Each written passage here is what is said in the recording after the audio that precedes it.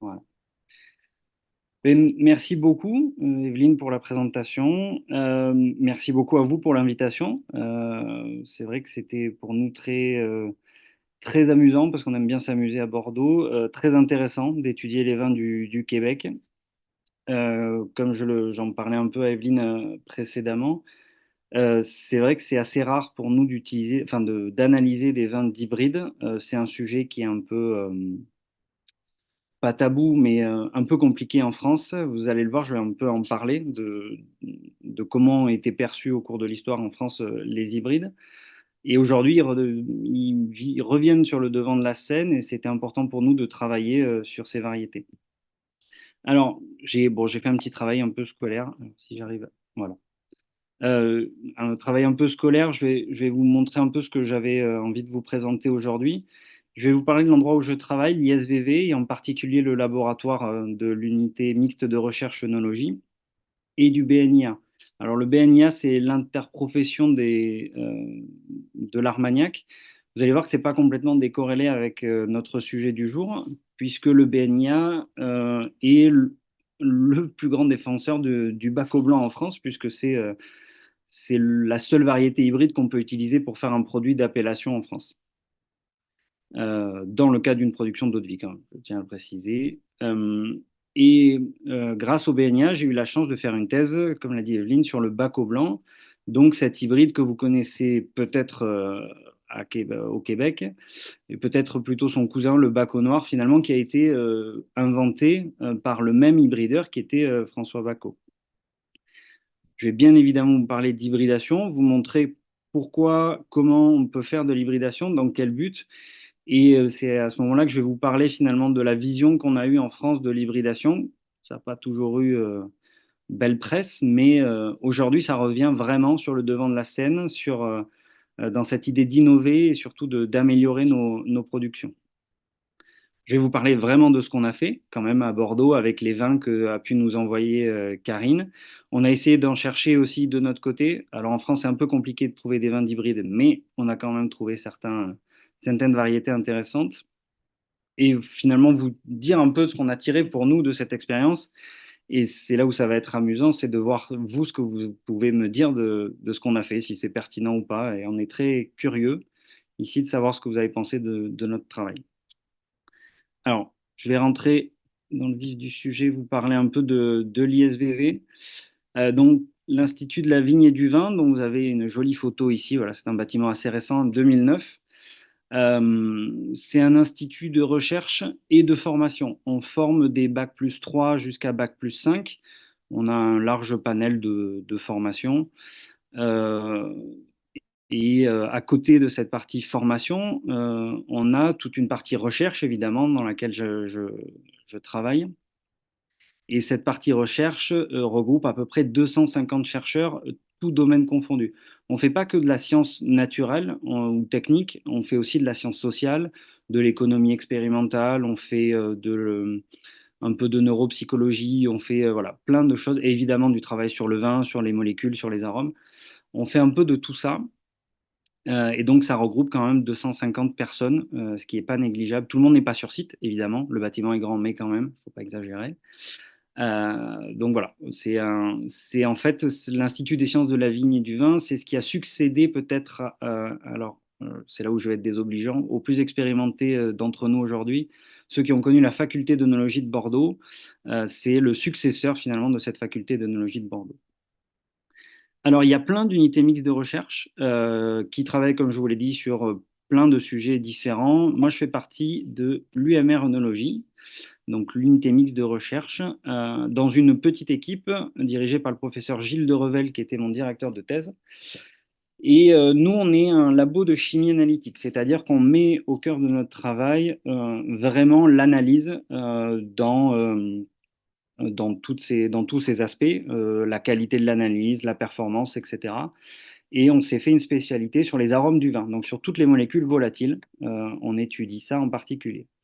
Avec une autre spécificité, et ça va faire le lien avec le reste, on travaille énormément sur les vins et les eaux de vie. Ça fait 40 ans que notre labo travaille aussi sur les eaux de vie. et en particulier les eaux-de-vie d'Armagnac. Et c'est pour ça que je vous parle du Bureau national interprofessionnel de l'Armagnac, qui est l'institut dans le Gers, donc dans le sud-ouest de la France, qui accompagne, qui aide les vignerons dans la production d'eau de vie de qualité, mais aussi dans l'application de la réglementation. En France, on a une réglementation sur les eaux de vie qui est quand même assez drastique et on a besoin de bureaux comme le BNIA pour nous aider. La particularité du BNIA, c'est que c'est aussi un moteur de recherche et c'est pour ça qu'ils ont financé ma thèse qui a commencé en 2020 et fini en 2023 sur le bac au blanc. Le bac au blanc, c'est vraiment la variété que le BNIA veut mettre en avant parce que c'est très compliqué de dire ça pour moi aujourd'hui, mais c'est le seul hybride autorisé en AOC. Il y a plein de gens qui me diront que non, mais ça reste encore le seul qui est vraiment autorisé, bien implanté depuis plusieurs années dans le cahier des charges d'une appellation. Et alors justement, ce bac au blanc, c'était un bel exemple d'un hybride pérenne, parce qu'il a un peu plus de 100 ans. Et au travers des recherches qu'on a menées ici au laboratoire au cours de ma thèse, on a identifié qu'il y avait une molécule. J'essaierai de ne pas trop parler de molécules aujourd'hui, mais c'est quand même un peu notre spécialité, donc je vais être obligé d'en passer par là. Donc on a identifié le génol. C'est une petite molécule, je pense que vous la connaissez parce que ça sent très fort le clou de girofle. Ceux qui sont allés souvent chez le dentiste ou qui aiment faire la cuisine, ça a une odeur assez typique. Et pour nous, c'était la molécule spécifique du bac au blanc. C'est-à-dire qu'on a analysé plein d'eau de vie différentes et on s'est rendu compte que c'était vraiment le bac au blanc qui en concentrait le plus. Et on a travaillé sur cette variété, sur le bac au blanc et sur le génol, selon plusieurs axes, de manière assez pluridisciplinaire. Pardon. On a fait un peu d'histoire, de la création du bac au blanc et de la réglementation. Comme je vous ai dit, c'était un peu compliqué pour un hybride de survivre au XXe siècle en France. Il a subi une période d'interdiction et ensuite d'autorisation. Il a été réinterdit et réautorisé. C'était une alternance assez pénible pour lui. Et donc, comme je vous le disais, je vais un peu le rabâcher, c'est le seul qui est autorisé, on va dire, dans une appellation d'origine contrôlée à titre non expérimental depuis plus de 100 ans. Autre fait intéressant, et on en parlera plus tard, c'est un hybride qui a été créé pour être résistant aux maladies de la vigne. Nous, ce qu'on a confirmé, c'est qu'il était tolérant à Botrytis cinerea, à la pourriture grise, et on a découvert que le génol était un des facteurs clés. Ce n'est pas le facteur qui lui permet d'être tolérant, mais c'est un des facteurs les plus importants. On s'est amusé aussi à regarder quelle était son influence en vinification et en distillation. Donc pour ça, on a fait plein de micro-distillation et de vinification, et on a déterminé que c'était la molécule, le génol, qui permettait de moduler la qualité des eaux de vie et des vins de bac au blanc. On a évidemment goûté ces vins et ces eaux de vie, on ne les a pas laissés toutes seules, et on a découvert là aussi que le génol avait un rôle, certes indirect, mais il jouait un rôle quand même dans la typicité des produits de bac au blanc. Il permettait vraiment de reconnaître les eaux de vie qui étaient produites à partir de cette variété hybride. Et d'un point de vue plus fondamental, on a essayé vraiment, là, en tant que chimiste, on a vraiment fait parler nos qualités de chimiste, pour identifier des précurseurs aromatiques, c'est-à-dire des formes qui ne sont pas accessibles directement à l'analyse, donc il faut un petit peu travailler pour découvrir la forme de ces molécules. Et en fait, tout ça, c'est pour essayer d'exprimer un potentiel en eugénol qu'on ne peut pas accéder, auquel on ne peut pas accéder directement. Donc voilà tout ce qu'on a fait pendant 3 ans. C'était un peu long, Karine peut vous en témoigner, la thèse est très grosse, ce qui n'est pas un gage de qualité. Mais en tout cas, voilà, on a travaillé pendant 3 ans sur ces travaux et ça a été particulièrement intéressant de travailler sur une variété hybride dans un cadre français.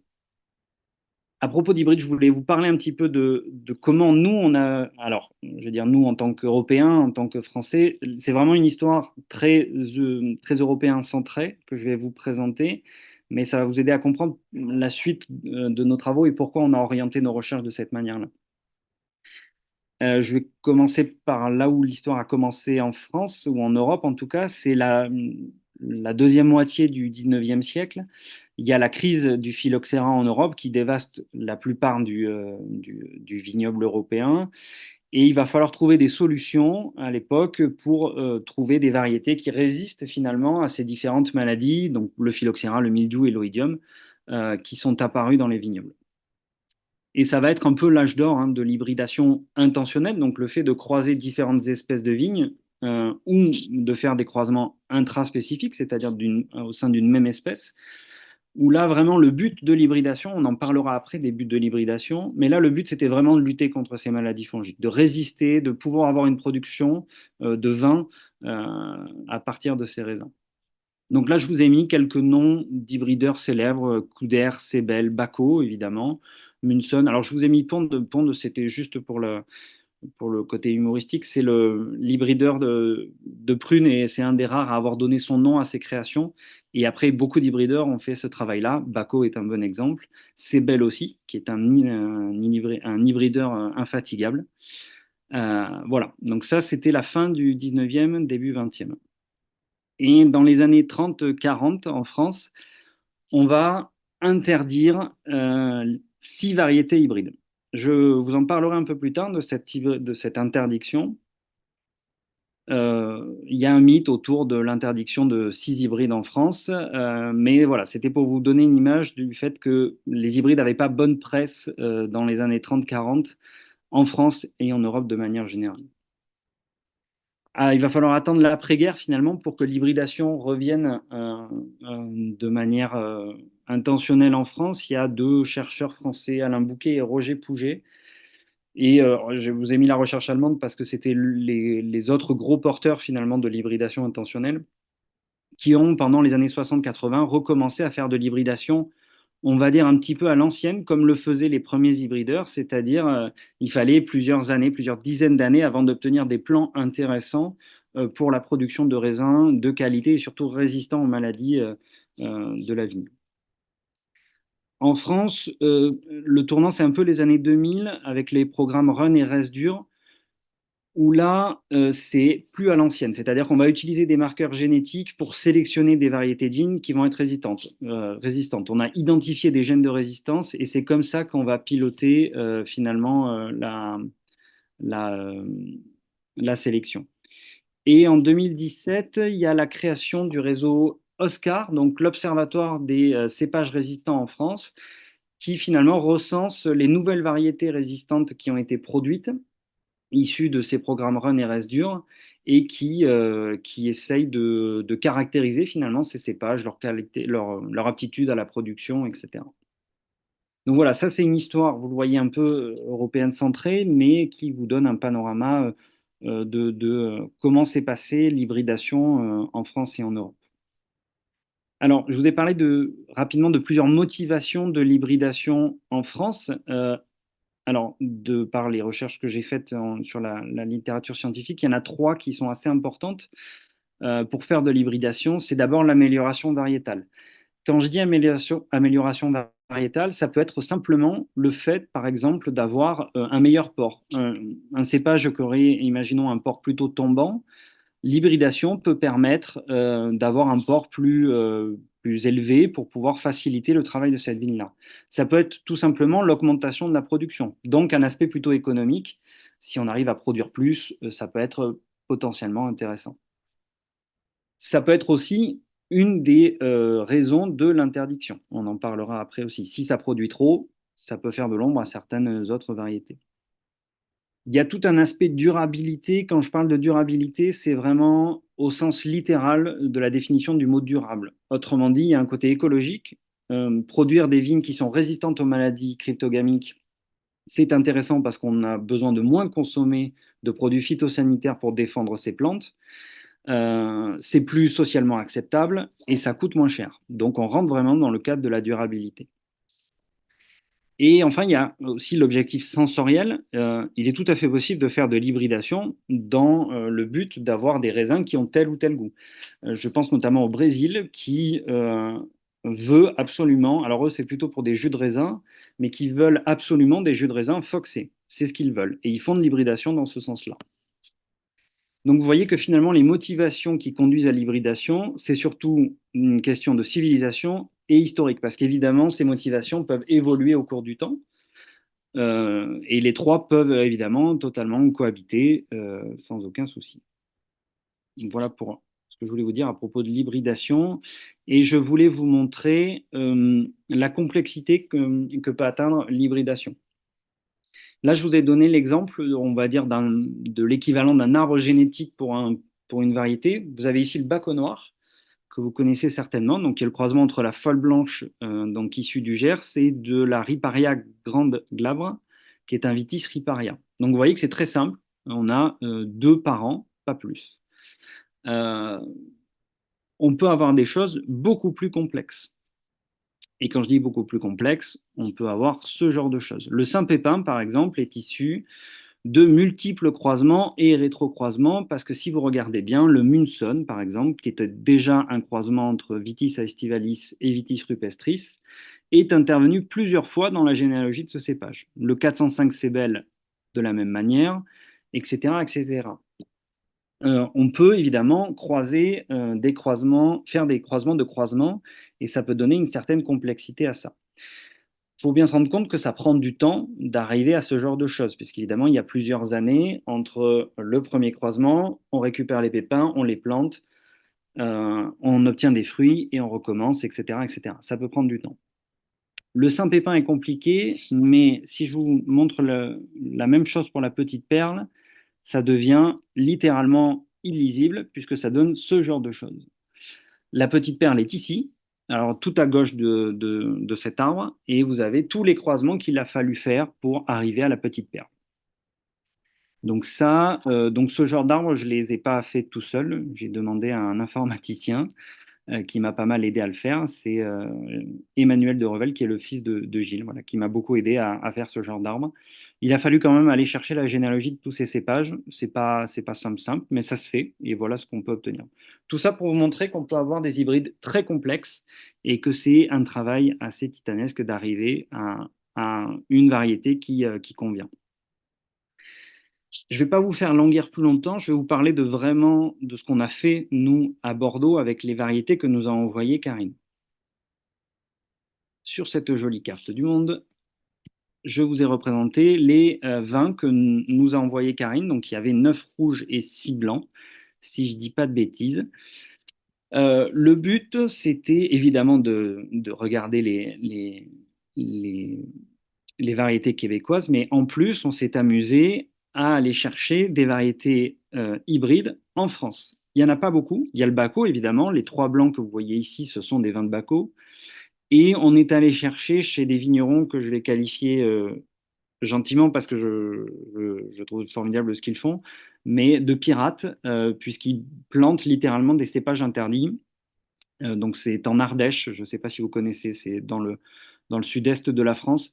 Ils ont réussi à planter des cépages interdits et à en produire du vin, donc c'était assez intéressant. Il y a un vin un peu particulier qui vient des Vosges, qui est une des plus anciennes caves coopératives de France qui produit ce qu'on appelle le vin bleu, qui est en fait un assemblage de vignes hybrides.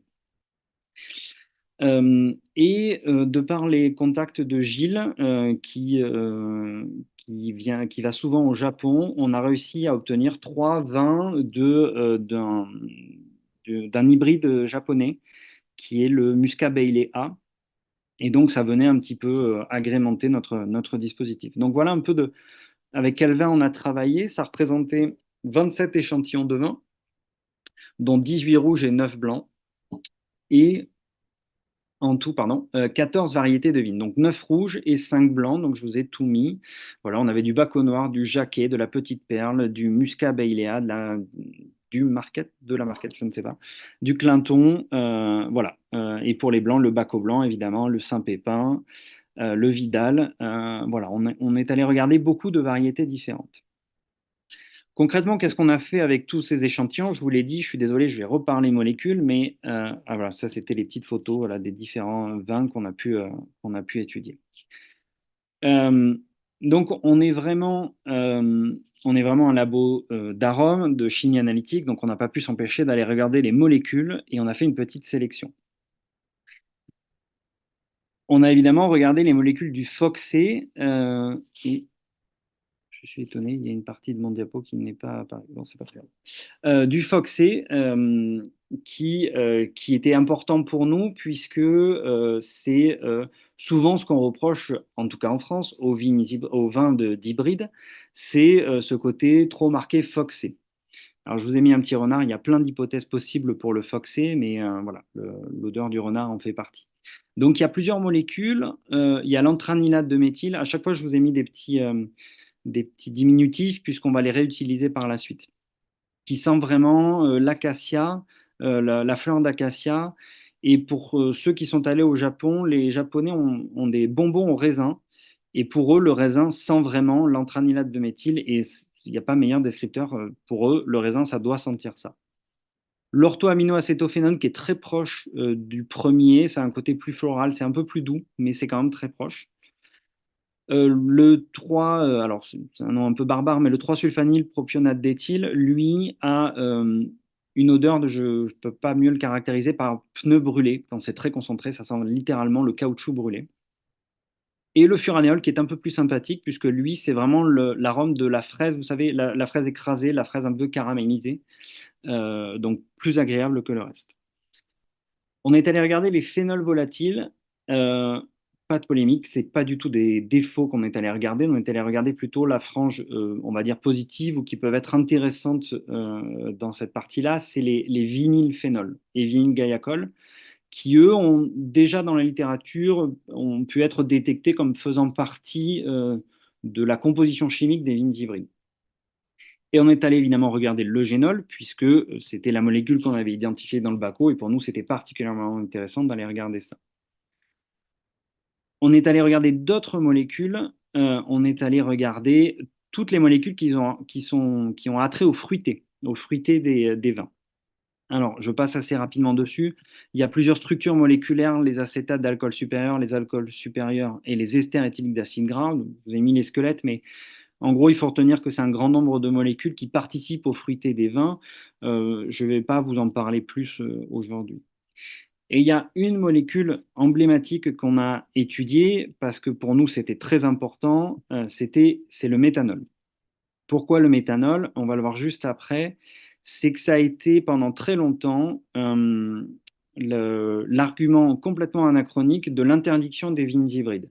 Et pour nous, c'était dans le laboratoire, ça fait très longtemps qu'on sait que vous allez le voir, que les vins hybrides ne contiennent pas nécessairement plus de méthanol que les autres. Et c'est important pour nous de casser ce mythe-là parce que c'est souvent en France ce qu'on nous met en face et encore de jeunes étudiants, de jeunes doctorants qui arrivent et qui nous disent que les vins d'hybride ont été interdits à cause du méthanol. Et vous allez voir que non. Donc pour nous, c'était important de marquer ça. En parlant de... Allez, voilà, ça représentait à peu près une cinquantaine de molécules. Donc c'est un travail qui est un peu long et fastidieux, mais on est assez content du résultat. Donc, pour parler du méthanol, je vous parlais d'un mythe anachronique du méthanol dans les vins d'hybride. Pourquoi? Si je vous présente le mythe, là, vous avez l'article de l'UFC Que Choisir, qui est une association assez importante en France qui permet de guider les consommateurs et qui est assez représentative de ce qu'on peut trouver en termes de blogs, de forums de discussion sur Internet d'amateurs de dégustation de vin et de vins d'hybride, qui mettent toujours en avant ce qui a inscrit en jaune ici, que le méthanol, c'était le prétexte à l'interdiction des vignes hybrides, vous vous souvenez, en 1935. Euh, Or, c'est faux. C'est véritablement un mythe qu'on a créé après coup, donc anachronique, pour justifier de l'interdiction des vignes hybrides. Qu'est-ce qui s'est vraiment passé en 1935? Donc, je ne suis pas historien, je ne prétends pas faire un travail d'historien, mais je me suis quand même amusé à lire les débats parlementaires de notre Assemblée nationale. Et bon, concrètement, c'est les mêmes débats qu'aujourd'hui, mais avec un langage beaucoup plus châtié. Euh, Quel était le débat à l'époque? Il y avait bien dans la balance l'interdiction des vignes hybrides, non pas à cause d'une quelconque concentration en méthanol, mais à cause du goût, tout d'abord, parce que pour eux, ça donnait un mauvais goût, mais surtout à cause de la surproduction. C'est-à-dire que les vignes hybrides étaient gênantes de par le fait qu'elles produisaient trop et qu'elles faisaient concurrence à d'autres cépages emblématiques de certaines appellations. Mais c'est surtout le mauvais goût qu'elles étaient censées, entre guillemets, donner au vin qui a fait un peu loi.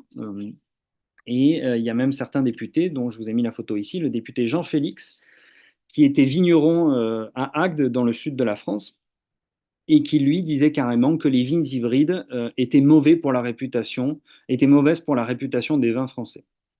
Donc ça, c'est ce qui s'est réellement passé en 1935. Maintenant, qu'est-ce que dit la science par rapport au méthanol dans les vignes hybrides et dans les vins qui en sont issus? En 1934, justement, Michel Flanzy, qui était un grand monsieur de l'œnologie, en Europe en tout cas, a fait sa thèse sur l'alcool méthylique, donc le méthanol, dans les liquides alcooliques naturels, dont le vin. Il a évidemment fait la distinction entre les vins de vitis vinifera et les vins d'hybride, et il s'est rendu compte que si les vins d'hybride produisaient un peu plus de méthanol, ça restait dans une proportion tout à fait satisfaisante, on va dire ça. C'est pas le seul à avoir travaillé dessus. Après-guerre, il y a des chercheurs champenois qui ont fait le même travail et ils ont élargi au cidre, à certains spiritueux. Et ils ont eu la même conclusion, à savoir que les vins d'hybride ne produisaient pas nécessairement plus de méthanol que les autres, et encore moins que le cidre, par exemple, ou que certains spiritueux comme le Calvados. Donc c'était véritablement un mythe anachronique pour justifier de l'interdiction à cause de la surproduction en 1934. Et aujourd'hui, puisque du coup je vous ai dit qu'on a dosé le méthanol dans les vins qu'on a reçus, et je vous ai fait le bilan par cépage pour vous montrer quelles sont les concentrations en méthanol. Donc là, ce que vous voyez sur ces boîtes à moustaches, il y a plusieurs informations. Ce qui est intéressant surtout à regarder, c'est en face de chaque variété, vous avez un petit point bleu qui vous indique la moyenne de la concentration en méthanol, avec à droite, vous avez le chiffre exact. Et après, vous avez des traits verticaux qui vous indiquent la limite de la SAQ, qui est à, si je ne dis pas de bêtises, et vous me reprendrez si j'en dis une, à 420 mg par litre de méthanol. En rouge et en jaune, vous avez les limites de l'OIV, donc en rouge pour les vins rouges et en blanc pour les vins blancs, entre 400 et 250. Et la conclusion de ce graphique, c'est qu'en moyenne, il n'y a aucun cépage qui ne dépasse les limites, qui dépasse les limites de l'OIV et de la SAQ. Donc c'était véritablement un mythe, et on était très content de pouvoir le reprouver avec les échantillons qu'on a reçus. Et ça nous a fait un grand, grand plaisir. J'en finis avec, avec ça, et je vais vraiment vous parler finalement des arômes qu'on a pu retrouver. Et nous, ce qui nous intéressait, c'était de savoir si c'était foxé. Enfin, c'était une des questions qui nous intéressait, puisque c'est évidemment tout ce qu'on nous rabâchait en parlant des vins d'hybride, c'est qu'ils étaient nécessairement foxés, que c'était désagréable, etc. Donc on a dit, ben, on va faire l'essai. Et on a commencé par déguster les vins. Alors, on a dégusté, on était quatre. C'était voilà, c'est un travail préliminaire. Hein. Quatre, c'est pas beaucoup, mais on a choisi des dégustateurs qui étaient entraînés à reconnaître le foxé. On leur avait parlé. On avait bien compris qu'ils avaient bien conscience de ce qu'était le foxé, et on leur a dit, est-ce que vous êtes capable de noter le foxé sur une échelle? Voilà, par exemple, une échelle comme ça, une échelle continue, donc de pas foxé à très foxé, et on leur a demandé de noter les vins. C'est ce qu'ils ont fait, et là, je vous ai mis tous les vins qu'on a pu déguster, que vous retrouvez ici. Donc là, pareil, vous avez, alors je suis désolé, c'est en anglais, c'est pas bien. Vous avez une échelle du Foxé qui va de 0 à 10, qui représente l'échelle finalement, et vous avez par vin, où je vous ai juste mis le cépage et le code du vin, et vous avez la note du Foxé. Et vous avez ces boîtes à moustaches, et plus la boîte à moustaches est large, plus l'échantillon n'est pas consensuel. C'est-à-dire que les gens ont eu du mal à se mettre d'accord sur le fait que l'échantillon était foxé ou non. Mais ce qui est intéressant, c'est que si on fait la moyenne, si on trace la moyenne, voilà, 5, vous voyez que finalement, il y a très très peu d'échantillons qui ont leur petite barre en plein milieu de la boîte à moustaches, qui représente la médiane, qui ont été notés comme étant foxés. Voilà, il y en a deux, allez, trois qui dépassent la moyenne. Vous avez le Clinton, qui est une variété hybride qu'on est allé chercher en Ardèche, un vin de Petite Perle qui venait du Canada, et un vin de Muscat Bailea qui venait du Japon. Alors, pour faciliter un peu la lecture, je vous ai représenté tous les vins qui venaient du Québec sur cette échelle. Donc, tous ceux qui sont apparus en rouge sont en fait des vins québécois, et vous voyez qu'en fait, il y en a qu'un seul qui a dépassé la moyenne, tous les autres étaient en dessous, et la plupart d'ailleurs étaient très faiblement notés sur cette échelle du Foxé. Je vous ai mis aussi les vins français. Voilà, le Clinton, le Couder noir, le Jacquet, le Léon Millot mélangé à de l'eau Berlin et le Couder noir. Et je vous ai mis les vins japonais que vous retrouvez ici. Donc finalement, les vins d'hybride du Québec sont presque pas foxés. Et c'était une information assez intéressante pour nous, puisque nous, on s'attendait vraiment, avec tout ce qu'on nous avait dit, que ça allait être comme ça. En France, hein, tout ce qu'on nous avait dit en France, évidemment. Euh, Ça, c'était la partie analyse sensorielle, dégustation, et on est allé regarder si les molécules qu'on attribue au Foxé se retrouvaient finalement dans ces vins d'hybride. Donc là, je vous présente les résultats pour l'antranilate. C'est celle qui sent vraiment la fleur d'acacia et le bonbon au raisin. Voilà, je vous ai mis à quoi ça pouvait ressembler. C'est des petits bonbons en gélatine qui sentent vraiment l'antranilate de méthyle. Et vous pouvez voir que vous pouvez voir qu'en fait, il n'y a que deux vins. C'est les deux grandes barres que vous avez en haut du graphique qui ont dépassé les deux petites barres en pointillés que vous devez voir et qui représentent en fait la limite de notre machine à quantifier ces molécules. Donc en fait, on n'a que deux vins qui ne sont pas des vins canadiens, des vins québécois, qui ont dépassé la limite de quantification de notre machine. Donc ça, c'était une information très importante pour nous de savoir que en fait, on retrouvait très peu de cette molécule. Alors, c'est la même chose pour l'orthoaminoacétophénone, mais ce n'est pas les deux seules molécules qui sont comprises dans le Foxé. Donc, on est allé regarder une autre molécule qui est un peu plus sympathique au niveau odeur, qui est le furanéol, c'est la fraise écrasée, le caramel, la fraise trop mûre. Et là, il y a un peu plus de vins qui apparaissent comme étant très concentrés en furanéol, mais c'est toujours pas des vins blancs du Québec. Le principe est le même. Quand la barre dépasse en fait les deux lignes en pointillés, ça veut dire que la machine a été capable de nous donner un chiffre. Et vous pouvez voir que les plus grosses concentrations, ce sont des raisins de Baco blanc, des vins de Baco blanc, pardon, ou des vins de Clinton, donc un hybride qu'on a retrouvé en France, et de vins japonais. Ce qui était amusant ici pour nous, c'était que le Baco blanc était très concentré, un des Baco blancs était très concentré en furanéol, alors que normalement c'est la molécule emblématique du Muscat bailea, qui est l'hybride japonais. Donc c'était assez amusant. Mais il fallait retenir pour nous ici que les hybrides québécois étaient finalement très peu concentrés en furanéol. Et je vais parler d'une dernière molécule qui est l'eugénol, puisque c'était la molécule qu'on a identifiée pendant ma thèse. C'était amusant de faire ce travail et de voir qu'il y avait quelques hybrides canadiens quand même qui concentraient.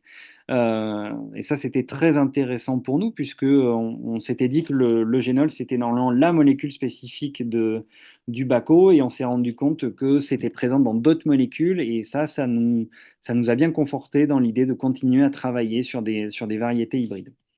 Euh, donc c'était très très intéressant. Bon, il y a encore d'autres vins dans lesquels on en a retrouvé à peu près partout, pour le coup, en petite quantité. Voilà.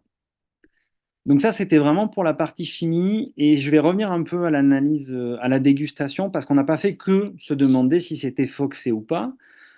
On a essayé de faire par cépage des cartographies des principaux arômes, des principaux descripteurs qui ressortaient dans la dégustation. Donc ça, je voulais représenter sous cette forme-là. Ce que vous voyez en fait, c'est un nuage de mots, et plus la taille du mot est importante, plus elle a été citée pour décrire les vins de cette variété-là. Alors, je veux froisser personne, c'est un petit travail, on n'était que quatre, on aimerait beaucoup le refaire avec beaucoup plus de personnes pour que ça ait plus de poids. Euh, euh, c'est vraiment ce qu'on a ressenti. Peut-être que c'est notre faute que parfois certains vins n'étaient pas forcément bien conservés par nous. Donc je veux froisser personne. C'est vraiment quelque chose de très instinctif qu'on a cherché à vous montrer ici. Par exemple, les vins du Saint-Pépin, ce qui a été surtout marqué, c'est le côté oxydé et acétate d'éthyle. Vous savez, c'est le côté vernis. Mais il y a surtout le côté pêche quand même qui était là pour marquer un peu les vins de Saint-Pépin. Donc il y avait ça. Il y avait les vins de Vidal qui étaient très intéressants parce que très marqués. Nous, on aime bien, en tant que chercheur, parler des vins de Thiollet. Vous savez, c'est les vins qui sentent les agrumes, le pamplemousse, le buis, les fruits exotiques, etc. C'était le cas du Vidal qui avait ce côté très pamplemousse. un peu fermentaires, donc vous savez, des arômes un peu tournés euh, vers des arômes de fraises, de bananes, ce genre de choses, mais un côté pêche aussi. Et ça, alors, je vais parler un peu à bateau rompu là, mais ce qui va m'intéresser surtout, c'est la discussion qu'on pourrait avoir après, parce que ça, c'est notre vision à nous. Est-ce que ça vous parle à vous? Est-ce que vous avez sensiblement les mêmes attentes? Ça va être très intéressant, je pense, d'en parler. Le crescent, pour nous, c'était définitivement muscaté. Vous voyez que c'est quasiment le seul mot. Si vous voyez pas les petits mots, finalement, c'est pas très grave. Ce qui est important, c'est que vous voyez les mots qui ressortent le plus. Et vous voyez que le crescent, pour nous, c'était véritablement muscaté. Ce côté rose, litchi, voilà, ce genre de notes-là. Euh, et donc, par contraste, il y avait alors j'ai un peu mal à le prononcer, l'Océola musca qui, dans son nom, on s'attendait à ce que ce soit très muscaté, et finalement, on avait un côté plus végétal, plus pêche. Bon, il y a quand même le côté terpénique. Alors, dans la tête des chercheurs, terpénique, ça veut dire muscaté, mais euh, voilà, il y avait ce côté-là qui ressortait beaucoup, très végétal et très pêche. Sur les autres variétés, on avait le Baco noir, et pour nous, ce qui est ressorti du Baco noir, c'était le côté très boisé. Alors, vous savez, à Bordeaux, on a un gros problème avec le bois, on adore ça. Donc, il y avait ce côté boisé, fumé, noix de coco qui ressortait beaucoup. Pour la marquette, la marquette, c'était le côté plutôt végétal qui ressortait beaucoup. Il y avait des notes de fruits quand même, de framboise, de fruits cuits qui ressortaient un petit peu. Et toujours ce côté vernis pour la marquette. Le Frontenac, pour nous, c'était une explosion de fraises, littéralement, très très fruité, très framboise, très fraise, très fruits rouges finalement. Et enfin, la petite perle qui, nous est apparue très végétale, très animale. C'est pas un défaut animal, alors dans notre esprit, hein, pour en avoir discuté après, ça a ce côté un peu fort, un peu gibier pour nous. Il y avait quand même le côté antranilate, et si vous vous souvenez, c'était une des variétés qui concentrait le plus des molécules du phoxé, la petite perle. Voilà, c'était un état des lieux de comment nous on l'a perçu, mais encore une fois, je vais vous le dire juste après en conclusion, c'est que c'est une vision à quatre personnes finalement. Donc on aimerait reproduire ça à plus large échelle. Justement, des conclusions sur la forme. Sur la partie chimie, pour nous, c'est un travail qui reste assez original. Même si je vous l'ai dit, c'est en train de changer. Les hybrides prennent un peu plus de place, même si en France, on a toujours du mal avec ce mot. On ne parle pas d'hybride, on parle de variété résistante. On parle de cépage résistant parce que le mot hybride nous fait un peu peur, je pense. Ça reste à compléter. On a dosé une cinquantaine de molécules, mais on peut imaginer faire encore un peu plus de molécules qui nous manquent. Je pense aux terpènes, par exemple, ou aux composés qui sont responsables de la partie végétale des vins. Sur l'analyse sensorielle, c'est assez rare de faire des vins d'hybride à Bordeaux, vraiment d'hybride. Aujourd'hui, il y a une thèse qui est en cours qui travaille sur justement la description sensorielle de ces vins, ces nouveaux cépages résistants, mais sur les vins d'hybride réellement, il y a très peu de choses qui sont faites, et nous, on aimerait reconduire cette expérience avec beaucoup plus de dégustateurs pour pouvoir s'amuser encore un peu plus. Sur le fond, nous, ce qui était important pour nous, c'était de dire que les vins d'hybride, c'était pas si foxé que ça, chimiquement et sensoriellement parlant. À quelques exceptions près, c'était important pour nous de le dire.